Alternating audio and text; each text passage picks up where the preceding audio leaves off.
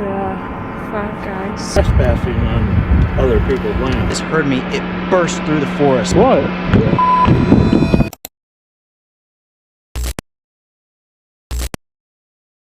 Echoes call from hollow halls, a voice that creeps and softly crawls. Time stands still, the air is... The idea was simple, a peaceful solo camping trip in Denmark, just one night in the woods before heading back to work the next morning. That's how it started for Sophie, the host of the channel Outdoor Girl Sophie. At first, the trip seemed like it would be uneventful. Sophie chose a small forest near her home, close enough to catch a train back for work the next day, but remote enough to get a taste of solitude. The weather didn't cooperate. Rain poured down for much of the afternoon, leaving her soaked from the knees down. Still, she pressed on, determined to make the best of it. Hi, I'm Sophie. Today I'm on a solo camping trip in a forest in Denmark. It's raining a lot.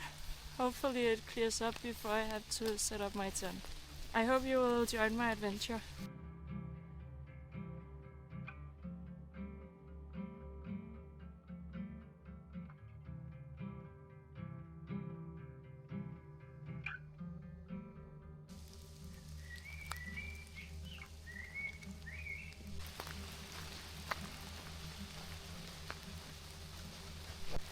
So today it's actually a weekday, which means that I have to go to work tomorrow early in the morning.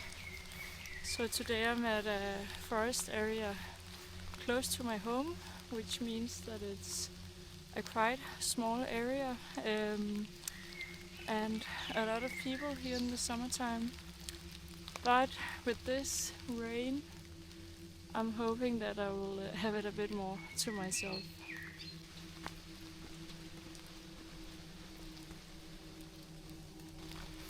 I can already see now that this forest is very open. As the rain eased, she explored the forest looking for a place to set up camp. Denmark allows wild camping in certain forests, but this particular location felt unusually exposed. No matter where she looked, there were signs of people, bike trails, walking paths, and cars passing on nearby roads. At one point, she stumbled upon a half-finished shelter someone else had built. A small collection of logs leaned together like a childhood fort. But this wasn't childhood anymore. And as the evening unfolded, reality set in. Sophie found what seemed like a private spot, a little clearing partially hidden by trees. She set her bag down, scouted around, and discovered signs of others. What looked like a makeshift fire pit nearby. Again, evidence that she wasn't truly alone. I just walked like 10 meters from where I put down my bag, and there is this open spot where it looks as if someone has made like a fireplace up here. So I'm not the only one trying to escape all the people. This is a very nice spot. So I'm gonna get my bag from right over here, and then I'm gonna stay here.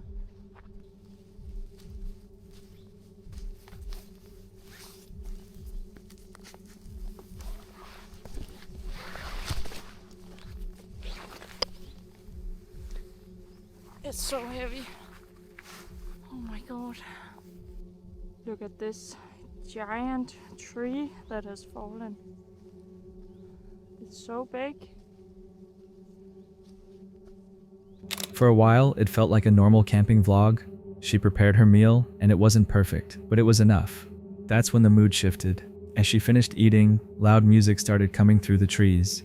Somewhere in the distance, a party or gathering was underway. Then came something worse. A group of 5 men on bikes rode directly past her camp, yelling and laughing loudly as they cut through the trail beside her setup. It wasn't dangerous in a direct sense. No one confronted her or said anything threatening. But the encounter was enough to flip a mental switch. Now I just need to find a suitable stick for my new table. Should be possible.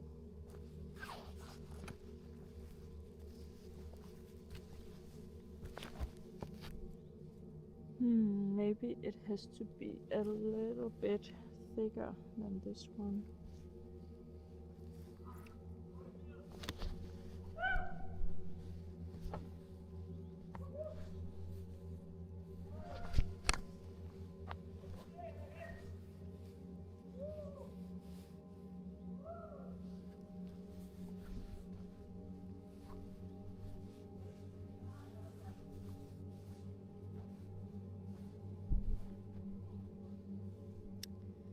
Yeah, just when I thought I was alone, there are 5 guys driving through on their bikes, screaming and giving me a big shock.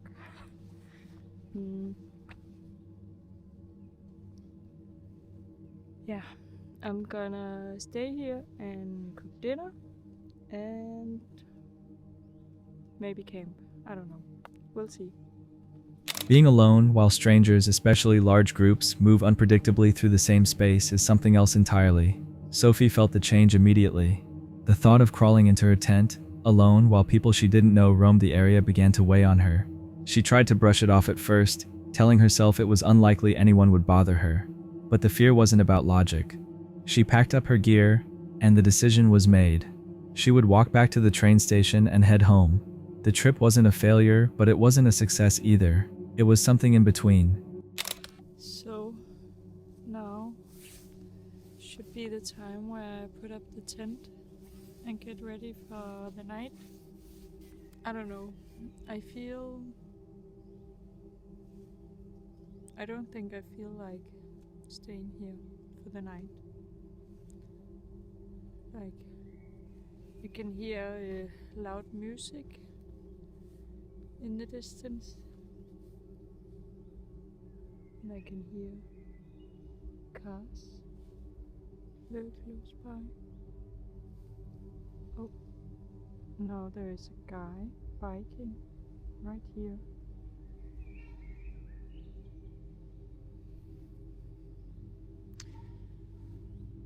Yeah, I think I need to pack up and then just go home in my bed. As she made her way home, Sophie admitted that she wasn't afraid of people wanting to harm her. She knew most people meant no harm at all. But when you're alone in a tent, deep in your own thoughts, imagination can turn ordinary events into threats. Even if the danger isn't real, the fear still is. What did you make of this encounter? Let me know. Before we go any further, I just want to ask you for a small favor. If you're enjoying the video so far, please give it a like. And if you haven't subscribed yet, now's the perfect time. We recently hit 100,000 subscribers, and that's all thanks to you. Our 100K special surprise was revealed, and we had many positive responses from you. Our next goal is to hit 200K before the year ends. It feels impossible, but hey, it's free to dream, right? Also, there's a hidden word somewhere in this video for you. Let's see if you can find it. Now, back to the video. This encounter was uploaded on September 26th, 2023 by the channel MBoys Outdoors. It started as a simple after-school hunt for them, but it turned into an unexpected confrontation that the hunters likely won't forget anytime soon. The 2 young hunters set up for an evening duck hunt at a small pond they had worked on restoring over the summer. It was the kind of local outing they'd done before, nothing unusual, just a few hours in the field after classes, setting out decoys and adjusting blinds, hoping to bring in some teal or wood ducks before sunset.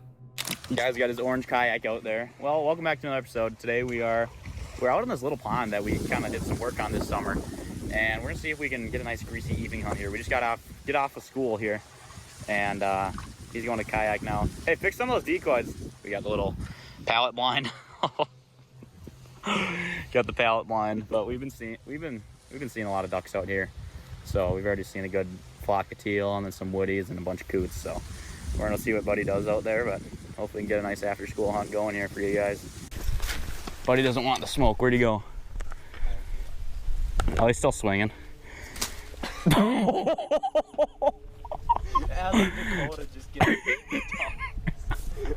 Buddy's $800 decoys are getting wrecked. Yeah. The weight smoking. Oh, yikes. Try get one out in front of this little patch here where that drake's sitting. No, like that patch to the right. Kind of. No, buddy. The one like where there's a drake and then the hen's like in that gap. Oh, the wind's perfect. At first, everything went as planned. They shot a few ducks, shared laughs, and captured some solid footage for their YouTube channel. But then, out of nowhere, their day changed. Off in the distance, they began hearing a man yelling. At first, it was hard to tell what he was saying. The voice was too far away, but the tone was unmistakable, angry, loud, and getting closer. Moments later, the sound of a side-by-side ATV roared through the woods. The man pulled up onto the property and started shouting at the hunters directly. The confrontation wasn't mild. The man claimed they were hunting illegally, insisted the season had ended at 4 p.m., and told them their guns would be confiscated. Sure about that? That's what the DNR website says. But you're trespassing on other people's land. Is it not? No, you're not. Sure. That's what my app said that, so that's what Well, your app's wrong. it was at sunset. I gotta find it here. Okay, well, look. So I know you can't hunt past 4 o'clock. Sure, that's not just an old timer rule, because I feel like they might have changed it. Old timer rule? Oh, I don't know. It might have been something. I'm pretty sure they changed It's it. been that way for about 15 years. Well, they might have. They changed the 10 o'clock opener. It used to be 12 o'clock. Sure. Then they changed it to 7 or 10, and then they changed it to opening day at sunrise. Sure. I've been hunting ducks for 50 some years. Mm-hmm. So I know the rules. Well, I know, but the rules are constantly changing. It's kind of just But you don't know the rules. it's what it says on his phone. So No. Minnesota waterfowl regulation. I'm gonna find it here before you guys leave. I got your license number. okay, I'm And glad. I'm glad. I'm gonna turn you into the Okay. warden. Go ahead. We are following the rules that we just read. The rules you have are not correct. According to the man, he'd been hunting for over 50 years and was sure he knew the rules. He said they were trespassing and breaking the law. But here's where it gets complicated. The hunters weren't doing anything wrong. They had permission to be on that land from the property owner. And the DNR regulations for that season allowed hunting until sunset. The old man, however, was quoting laws from decades ago, possibly relying on outdated rule books or personal memory. He even referenced the 1960s rules at one point, insisting the young hunters were in the wrong. Feeling threatened and unsure how to respond, the hunters initially stopped filming. But after confirming via the DNR website on their phones that they were 100% legal, they restarted the camera to document the rest of the encounter. This is where things in the hunt went very south very fast. Essentially what happened is off in the distance, we heard some old man just yelling, and we didn't know what it was. We couldn't hear what he's saying. He's too far away. We just hear he's yelling, and he's very mad. And I'm like, uh-oh, what's he mad about? So then we hear his side-by-side tear up the road, and he's just, he's flooring it. And then he comes back, and then he parks on our land, so he essentially trespassed onto our land. And we can just hear him yelling and screaming up there, and he was very mad. And then we go up there, and he's just yelling at us, saying that we're screwed, we're effed, our guns are getting taken away and everything. And then I kind of just turned off the camera. I didn't really record anything because I thought for sure we were screwed and going to jail. But then after I realized we're 100% legal, I'm like, what is this guy doing? So I start filming, and this is after he cooled down just a little bit, so he wasn't as mad, but he was still pretty upset, so.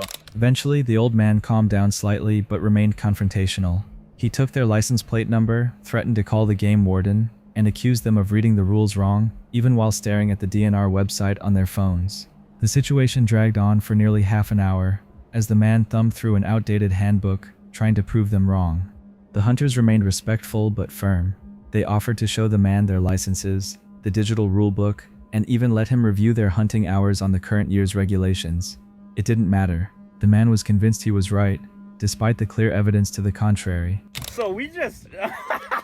Buddy's an old timer and thought it ended at 4 o'clock, even though it's sunset.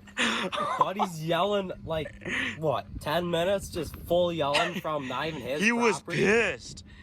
He was yelling. And then, second off, Buddy claims this is his property, even though the farmer's bean field is right here. That we got permission from. Actually, you got permission from. But that we have permission for to be on. Buddy, oh, you guys are effed. You're screwed. So then he yells at us for maybe 10 minutes about how, oh, it shuts up at 4 o'clock. We pull up the DNR website. Sure enough, during the entire season, it says sunset the shooting time's over. And then Buddy goes ripping on his 1980 booklet trying to find a rule about sunrise at 4 o'clock. He did anything he could to find something illegal from an outdated book, and he read for literally half an hour. After about 10 minutes, he had to sit down to read. Yeah, because he could not find it. It's 7:45 right now. We came up here at what, 7:10? Yeah. So he was for half an hour just reading through the book, and we're sitting here like reading our DNR webpage, and it says that at sunset you can stop shooting, and that's been a rule for however many years. I know it used to be a rule way back in the day in Minnesota that if you had to be done shooting at 4 o'clock in like the first couple weeks of the season, but ever since early teal and whatnot came through, it's just kind of been whatever. So After a tense exchange, the man eventually left, still believing they had broken the law. The hunters wrapped up the night with a strange experience. What makes this encounter stand out isn't just the confrontation itself, but the larger issue it represents. Hunting, especially public or semi-public land hunting, has become increasingly contentious. Generational gaps, outdated information, and territorial behavior can all collide in the field, sometimes with legal hunters caught in the middle. The channel The Outdoor Gear Review is hosted by a man named Luke, someone known for his realistic, no-nonsense approach to camping and outdoor gear. He's not the type to sensationalize or chase urban legends. In fact, Luke is openly skeptical about the paranormal. He often says he's never had an encounter that made him believe in anything like Bigfoot. But in this video, Luke finds himself in a situation that even he can't fully explain. This wasn't a typical camping trip. The video was actually a viewer-requested episode where Luke agreed to revisit a location deep in the mountains, a place he calls the Green Forest. Over the last 2 years, Luke had visited this spot multiple times and experienced several odd events. He never made a big deal about them at the time, but looking back, the pattern began to feel strange.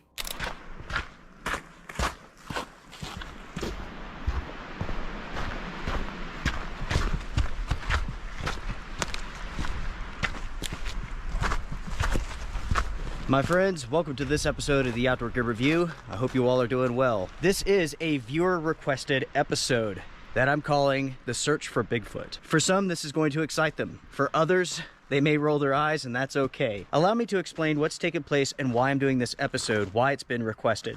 So, over the last year or so, I've been coming up here to what I call the Green Forest. And over the last 2 years, I've had numerous odd experiences. The first odd experience began someplace on top of this mountain. I was hiking up and I came across what looked like a trail. And along this trail, all of the trees have been broken and basically like stacked, like leaned in a certain way. It was rather odd. A few months later, I was hiking to this location. I was coming through the woods and I startled something big. As soon as whatever it was heard me, it burst through the forest. You can hear it breaking limbs and snapping trees as it ran. Whatever it was huge. During one hike, he discovered a long trail of broken trees, all bent and stacked in the same direction. It wasn't the typical storm damage you might expect in the mountains. The breaks looked purposeful, almost as if someone had intentionally arranged them. On another trip, Luke startled something large while hiking off trail. Whatever it was, it fled through the woods, snapping branches with surprising force. He never saw what it was, but it wasn't a deer. It was too big. During his most recent camp out in the same forest, Lukey had another strange moment. Late at night, while inside his tent during a rainstorm, he heard a single loud grunt from the darkness just outside. It wasn't repeated, there was no follow-up sound, but it was distinct and close, something he couldn't explain. Then, last week, I came out here for a camping trip. I was inside of the tent, it was raining outside, it was beginning to storm. Basically, I was turning in for the night, and I heard a grunt, and it sounded like this. Woo! One time only, that's it. What was that sound? I have no idea. But many of you all thought it was Bigfoot. I have publicly stated previously that I'm not sure if I really believe in Bigfoot. I'm more of a skeptic. I am open-minded to it. It's always possible, but with my experiences out in the woods, out in remote areas, I've never had any sort of experience that I could contribute to being Bigfoot. If you happen to believe in Bigfoot, that's fine, I respect that. But for myself, I haven't seen what I needed to see to believe it. We are going to head up on top of this mountain and basically work our way around. As far as the conditions go, it's about 42 degrees right now. We have some snow and ice on the ground. Outside of the forest and above, it is very, very windy. I'm starting up my GPS now. That way, I can easily get back to this location when I'm ready. Now, Luke decides to go back and investigate. Not because he's chasing monsters, but because he's curious and because his viewers asked him to. The hike begins like most of his videos, calm and focused on the environment. It's about 42 degrees, with snow and ice still clinging to the shaded areas. The forest is quiet except for the wind. Luke keeps his GPS running, carefully marking his trail, and as he moves through the woods, he starts noticing unusual signs again. Patches of moss scraped from trees, scratch marks high on the trunks, possibly from bears, but not all of them are explainable that way. Basically, I'm looking for a sign of something, anything. There is snow on the ground. That's a good thing. If anything's been walking through here, I'll see the steps.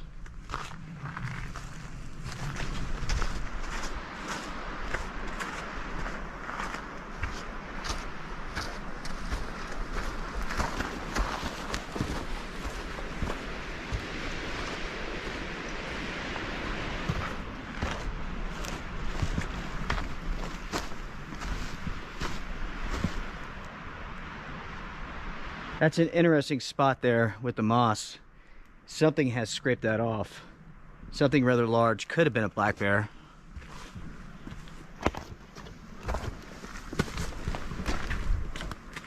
Speaking of the animals that are in this forest, we have black bear, we have some deer, bobcats, the occasional mountain lion, coyotes. And that's about it, really. We have some smaller game, of course. But as far as the big ones, that's it. The deeper he goes, the stranger it gets.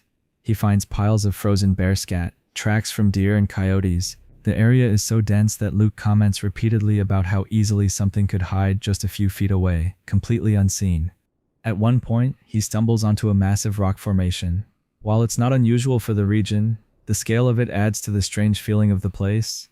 The forest is also filled with fallen trees and rotting limbs. Before starting the trip, Luke did some research and was surprised to learn that this region actually has a large number of reported Bigfoot sightings. He hadn't realized that before. Now, with every broken tree, every snapped branch, and every odd sound, the reports don't seem too far-fetched for him.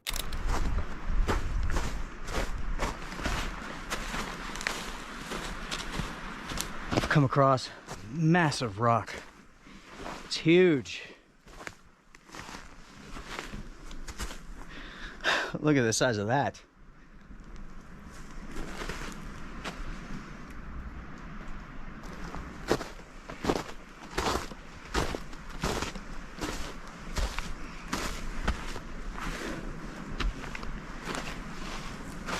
I will tell you all this, folks.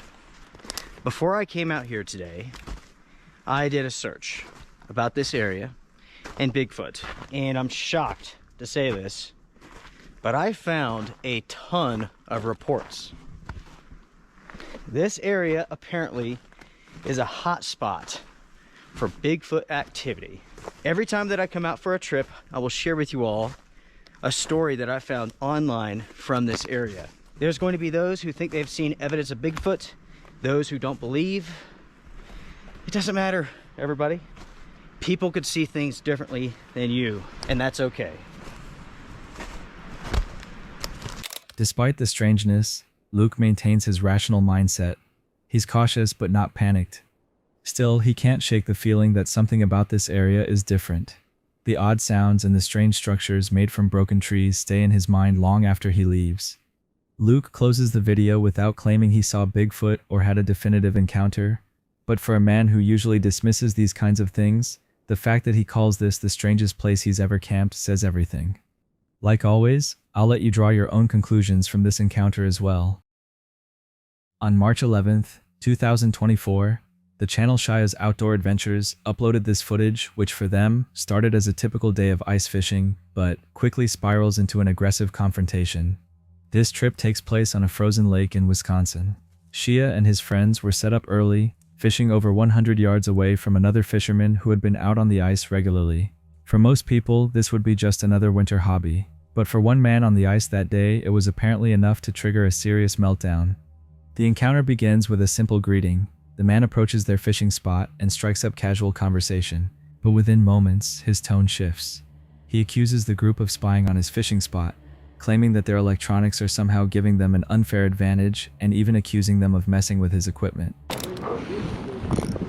Oh yeah. Man, you've been out here every morning and night too, huh? Yeah. The machine you got here. Oh yeah, live scope is nice. Any luck the past couple days? Oh yeah. Yeah. Any nice walleyes? Yeah. Yeah. My brother got a real nice one yesterday. But yeah, you gotta be fishing right now. Yeah. Prime time. What's on that thing? Live scope, LVS 34. Yeah. Yeah. All this goes right to my shack. I know it does. You better knock it off. What? Yeah. What? You too then. I know what we're up to. What are we up to? I don't know what you're even talking about. Jeez, we didn't do nothing to you. Cool, I get to make you go viral, cool. The situation quickly moves from awkward to alarming. Shia and his group, trying to de-escalate, start recording the interaction for their own safety. The man continues pacing around their setup, yelling and behaving erratically. Feeling unsafe, Shia calls Wisconsin's Department of Natural Resources to report the man for fishing harassment, a serious issue that state wildlife agencies take seriously, especially when it involves intimidation tactics on public land or public waters. Look at this guy walking around, yelling at everybody. He must not be catching fish. Look at this guy. Who does he think he is? See him?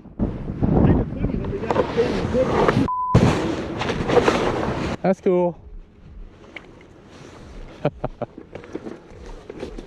Do it. Who can?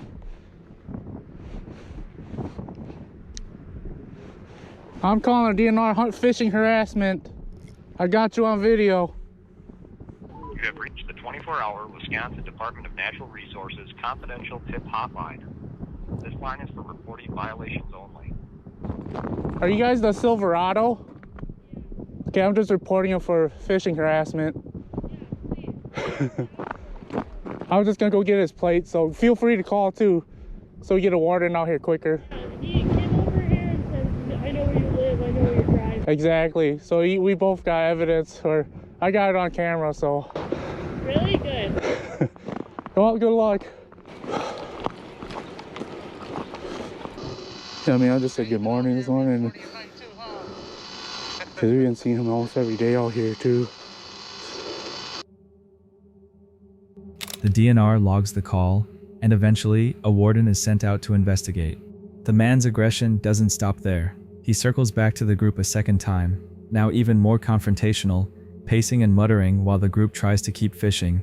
Eventually, the police are called, and Shia describes the man to the responding officers, and the officers listen carefully and say they'll swing by the area to check things out. Later in the video, something unexpected happens. The same man who was raging and threatening earlier returns, this time to apologize. But even his apology is layered with accusations. He claims he was wrong to yell, but still insists the group was somehow interfering with his fishing. He mentions knowing who owns which trucks and says the police told him to get license plates for future reference. I just want to apologize. I didn't have any right to at you, but you guys have no right to be doing what you're doing. What are we doing wrong? Come on, man. You explain it to me. What did you bring to shore when you went there?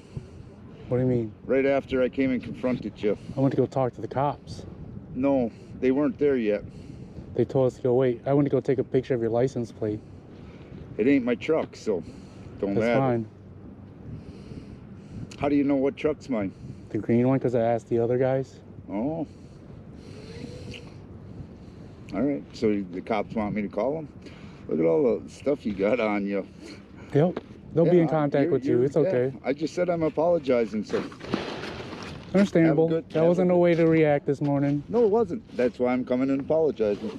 Understood. 2. It's a strange mix of regret and continued suspicion. Ultimately, no one was harmed, and the situation ended without physical violence. The channel master Hughes Paranormal is no stranger to unusual encounters. The host, known for venturing into remote areas to film cryptid documentaries and nature footage, often combines outdoor exploration with paranormal investigation. But in this particular video, something happens that he didn't expect, and it nearly became a life-threatening moment. While filming in the mountains for a project related to Bigfoot sightings, the host begins noticing movement in the woods.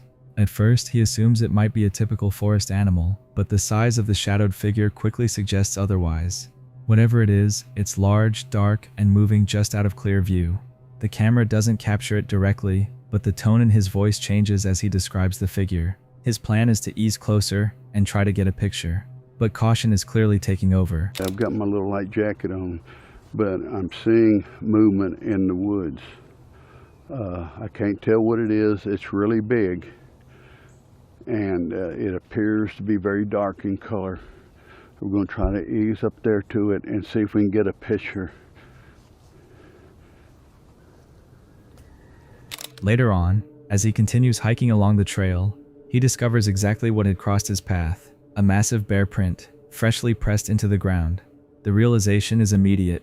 While searching for evidence of Bigfoot, he had unknowingly walked into the territory of a large bear, possibly a black bear, and had come dangerously close to an encounter he wasn't prepared for.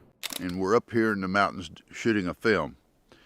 And yesterday we were coming up this trail, and I heard it woof, and couldn't see anything. But as we crossed over the next hump in this trail, this is what we found. If you're still watching, comment the hidden word disturbing.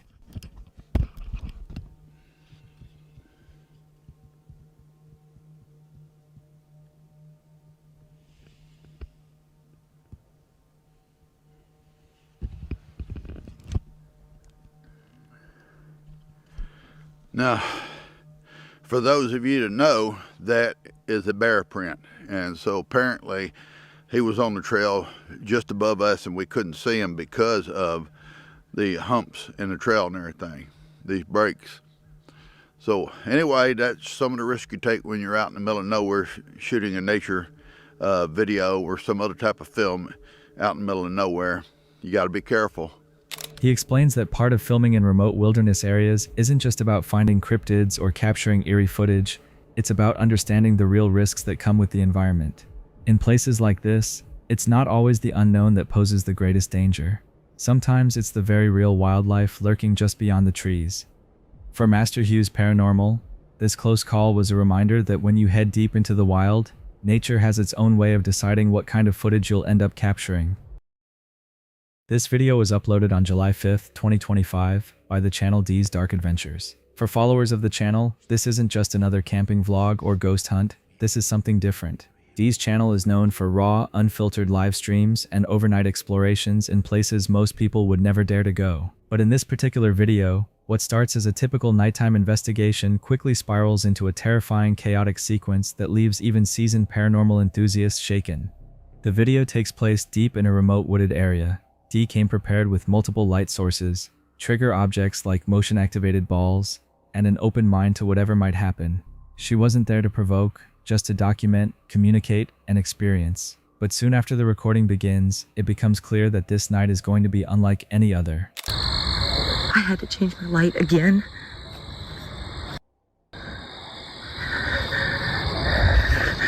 They keep training my lights.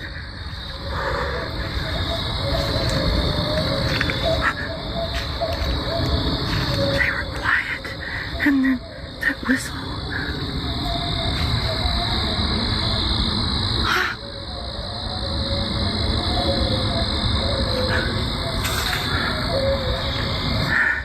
I'm freaking out, guys. I can't do this. Something's wrong. They're everywhere. They're all on each side of me. And those damn things. What? It's not dogs. If it's coyotes, I've never heard them before. They're freaking me out, dude. Hello? Hello?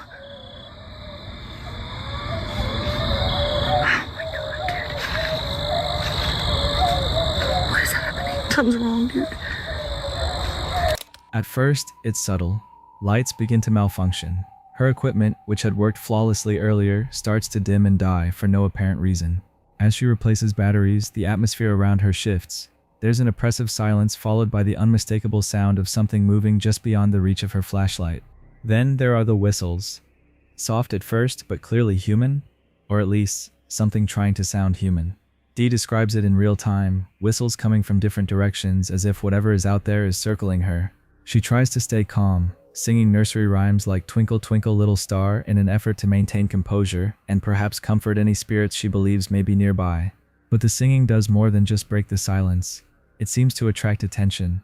The motion-activated balls begin lighting up, multiple at once, positioned several feet apart. Dee tries to rationalize it, but it becomes impossible when the balls start going off in patterns, almost as if in response to her singing. I can keep singing if you want me to keep singing. Touch that ball.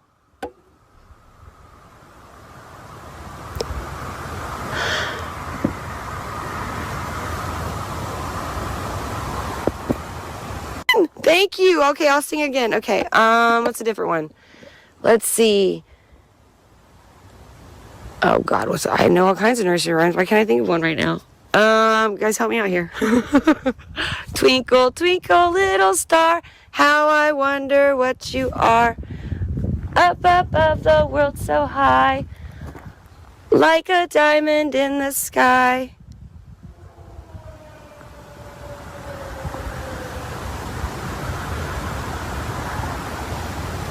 I've had it. Dude, no. No.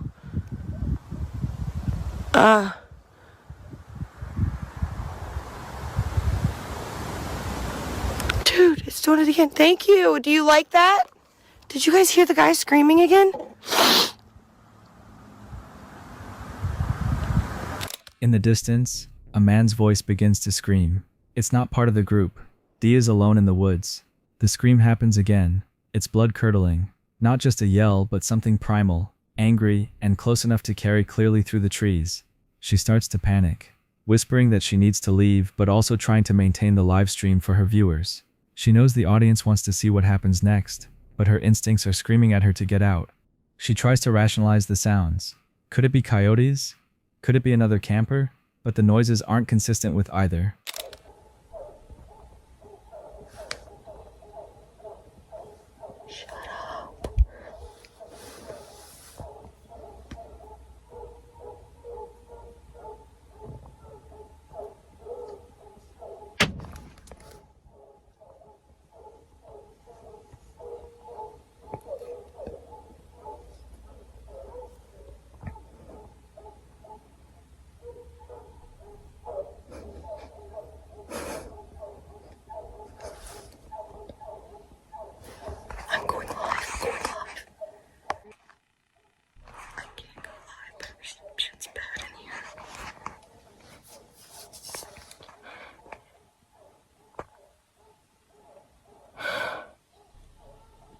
At one point, she notices a shadow figure standing in front of her.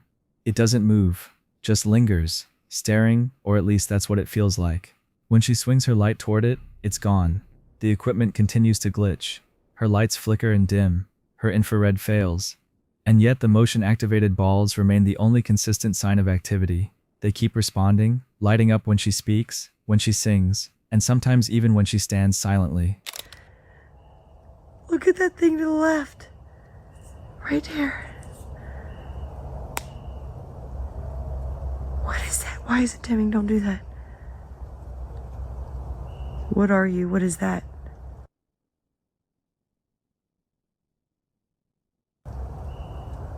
It's blurring. Movement around me. Stop. Okay. There's something peeking right there around the corner. And there's something flat on the ground that's black with a white face.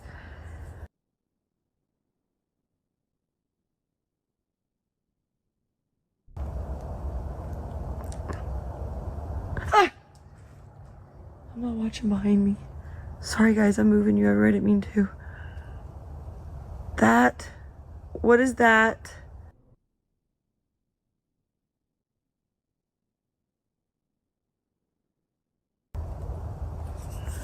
Oh, please work. My light won't. It's moved. And then there's a thing looking around the corner there. I don't like it. That's a dark shadow, dude. In the end, she calls it. Dee leaves the area, visibly shaken, her voice trembling as she thanks the spirits or entities for the interaction, but makes it clear that she's done for the night. This wasn't just paranormal investigating, it was survival. And for her viewers, it's a chilling reminder. Sometimes the scariest part of the woods isn't what you can see, it's what stays hidden, just beyond the lights. With this final encounter comes the end of another episode. If you haven't already, let me remind you again to like and subscribe. Also, leave a comment about what you liked and didn't like about this video. We got a lot of content planned for you, so you better have subscribed, cause trust me, you don't want to miss out. In about 3 seconds, there will be more disturbing videos on screen for you to watch, and with that, I'm out.